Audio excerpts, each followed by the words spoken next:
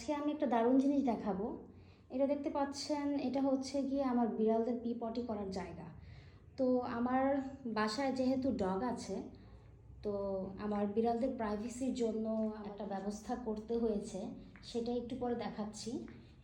ওরা যখন এখানে পি পটি করতে বসে, তখন হচ্ছে আমার ডগটা এসে এসে ওদেরকে খোঁচাখুচি করে, একটু ঝামেলা করে। সো তাদেরকে একটু প্রাইভেসি দেওয়ার জন্য আমি একটা কাজ করেছি। সেটা হচ্ছে টানটানা, এই যে একটা ডিভাইডার দেওয়া। এই ডিভাইডারটা তৈরি করেছি হচ্ছে জাস্ট আমার ক্যাটদেরকে প্রাইভেসি দেওয়ার জন্য।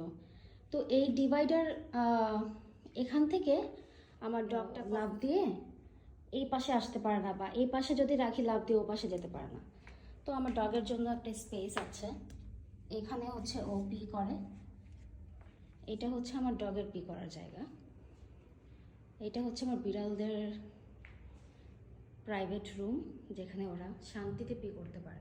তো এই ডিভাইডারটা চাইলেই হচ্ছে মুভ করা যাবে, এক রুম থেকে আরেক রুমে নেওয়া যাবে, যে কোনো জায়গায় এটা মুভ করে করে বসানো যাবে। এরকম এটা যে কোনো শেপ করা যাবে, এরকম। তো অনেক ধরনের ডিজাইন করে করে শেপ করা যাবে, মুভ করা যাবে।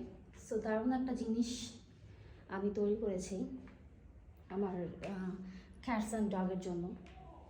আমার ক্যাটরা যখন পি পটি করতে চায়, তখন হচ্ছে এরা এই ডিভাইডার দিয়ে লাফ দিয়ে এই রুমে এসে তখন পি পটি করে যায়।